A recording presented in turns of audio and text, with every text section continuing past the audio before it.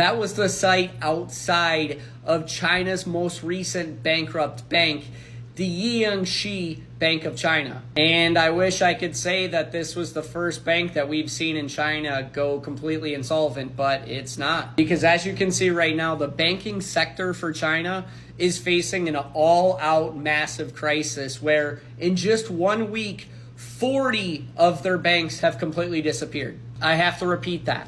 40 banks have collapsed in 1 week in China. I mean, that is just total catastrophe for that entire economy. And I wish I could say that the Jiangxi Bank was just a small local regional bank, but it's not. Because as you can see, they were the 44th biggest bank in all of China in 2023. Now the question becomes, what's the root cause of all of these banks collapsing at the same time?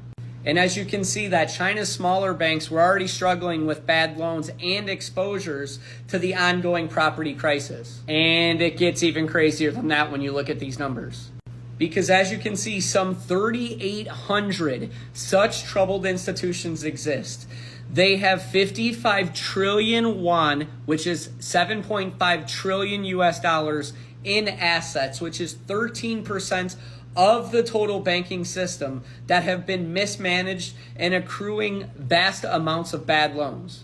$7.5 trillion.